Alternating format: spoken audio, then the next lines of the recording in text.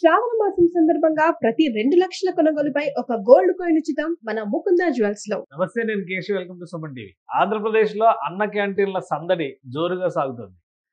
August 15వ తేదీన రాష్ట్ర ప్రభుత్వం అధికారికంగా ఈ క్యాంటీన్లని ప్రారంభించింది. ముఖ్యమంత్రి చంద్రబాబు నాయుడు కృష్ణా జిల్లా గుడివాడలో తొలి కేంద్రాన్ని ప్రారంభించారు. 100 క్యాంటీన్లని ప్రారంభించాలని లక్ష్యంగా పెట్టుకున్న నేపథ్యంలో దాదాపు 80 నుంచి 90 క్యాంటీన్ల ప్రారంభోత్సవాలు ఇప్పటికే పూర్తయినాయి. అన్ని చోట్ల కూడా మంత్రులు, ప్రజాప్రతినిధులు జోరుగా ఈ ప్రారంభోత్సవాల్లో పాల్గొంటారు. మొత్తం ఒక జాబితాని ఏపీ ప్రభుత్వం రిలీజ్ చేసింది.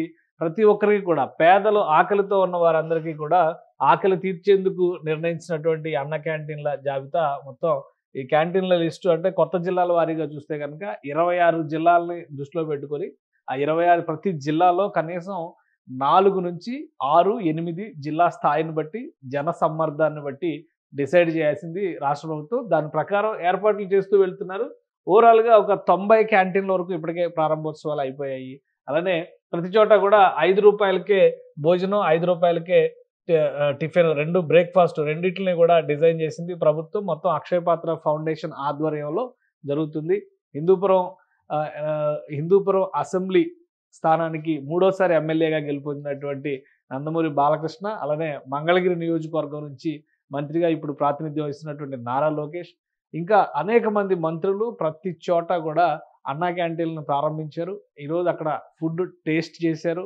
అదేవిధంగా అక్కడ ఉన్నటువంటి వసతులు, అవసరాలు, అక్కడికి వస్తున్నటువంటి ప్రధానంగా వినియోగదారులు ఎవరైతే వస్తున్నారో వారికి కావాల్సినటువంటి సౌకర్యాలు, వీటిపైన ఆరా తీసినటువంటి పరిస్థితి ఉంది. రాబోయేటువంటి రోజుల్లో అంటే మొత్తం 200కు పైగా క్యాంటీన్లు నిర్వహించాలని రాష్ట్ర ప్రభుత్వం నిర్ణయించింది. దీని ప్రకారం ఒక ప్రణాళికను సిద్ధం చేశారు. అయితే మొదటి విడతగా 100 క్యాంటీన్లను ఓపెన్ చేయడానికి కావాల్సినటువంటి ప్రణాళికని ఏపీ సర్కార్ డిజైన్ చేసింది. దానికి అనుగుణంగా నిధుల విడుదల కూడా పూర్తయింది. అక్షయ పాత్ర ఫౌండేషన్ కూడా ఆహార పదార్థాలను సరఫరా చేసేటువంటి విషయంలో ఏర్పాట్లు చేస్తూ వెళ్తున్నటువంటి పరిస్థితి. ఇక నారా లోకేష్ నార్మల్ ప్రజలు నిలబడేటువంటి దానిలో క్యూ లైన్లలో వచ్చి ఆహారాన్ని స్వీకరించడం అనేది ఆసక్తికరంగా మారింది.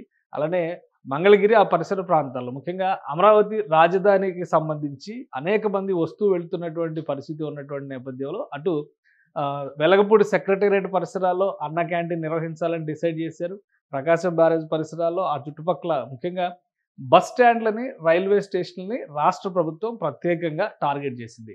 అక్కడికి దూర ప్రాంతాల నుంచి వచ్చేవారు కావచ్చు, నిరుపేదలు కావచ్చు, కాయ కష్టం చేసేటువంటి వ్యక్తులు కావచ్చు, ఎక్కువ మంది ఉంటారు. కాబట్టి అక్కడ ఆకలి బాధ ఉండకూడదు అనేటువంటి ఆలోచనతో అన్నా క్యాంటీన్ల ఏర్పాటుని అధిక ప్రాధాన్యం ఆ ప్రాంతాల్లోనే డిసైడ్ చేశారు. ముఖ్యంగా ఆర్టీసీకి సంబంధించినటువంటి బస్ స్టాండ్లు ఉన్న చోట్ల తప్పనిసరిగా అన్న క్యాంటీన్లు నిర్వహించాలని ప్రభుత్వం ఇప్పటికే అధికార యంత్రాంగాన్ని కొన్ని మార్గదర్శకాల్ని జారీ చేసింది.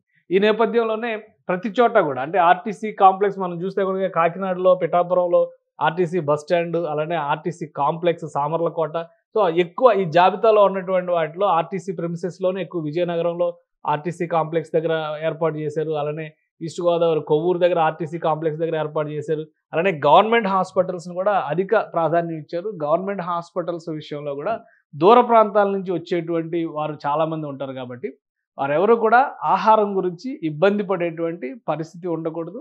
రాష్ట్ర ప్రభుత్వం డిజైన్ చేసినటువంటి కార్యక్రమం ప్రకారం వారం రోజుల్లో 6 రోజుల పాటు అన్నా క్యాంటీన్లు సమగ్రంగా నిర్వహించాలి.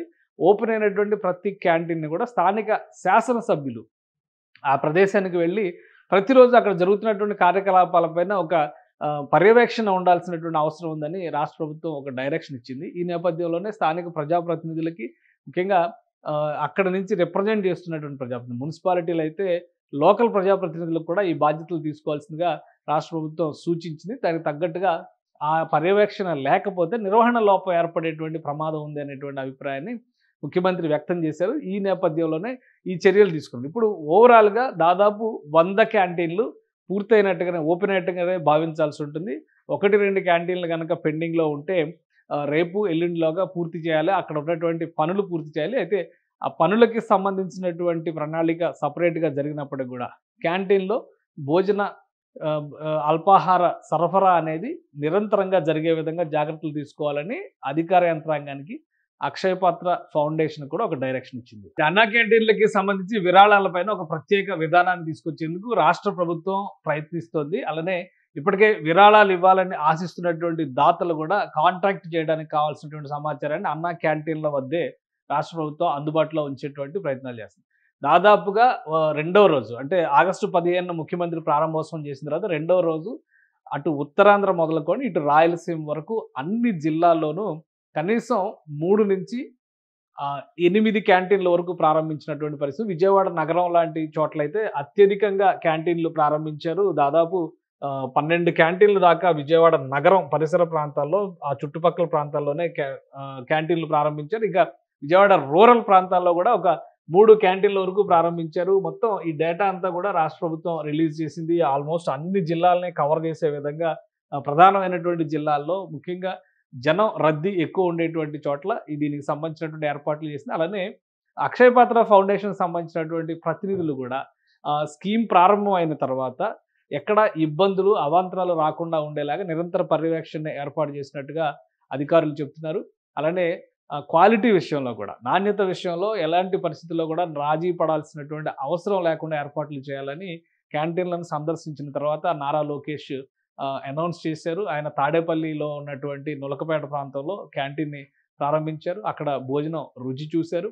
అలానే అదే ప్రాంతంలో చాలామంది అన్నా క్యాంటీన్ల నిర్వహణకు సంబంధించి విరాళాలు ఇచ్చేందుకు చొరవ చూపుతున్నట్టుగా కూడా నారా లోకేష్ వ్యాఖ్యానించారు.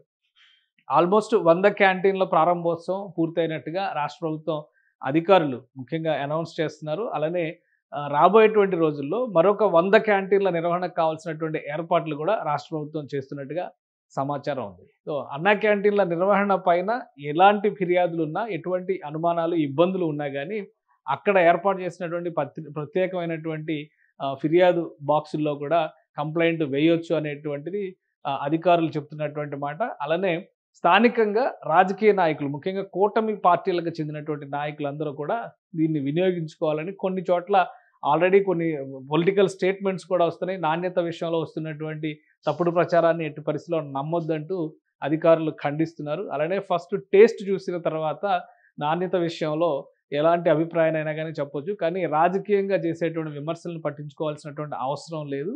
అలానే 5 రూపాయలకే ఈ భోజనాన్ని కానీ బ్రేక్ఫాస్ట్ని కానీ అందించడం పట్ల పేదలు నిరుపేద వర్గాలు మాత్రం చాలా సంతృప్తి వ్యక్తం చేస్తున్నాయని రాష్ట్ర ప్రభుత్వం ధీమాగా చెబుతోంది. సుమన్ టీవీలో మీ పర్సనల్ అండ్ బిజినెస్ ప్రమోషన్స్ కోసం కింది నెంబర్కి కాంటాక్ట్ చేయండి.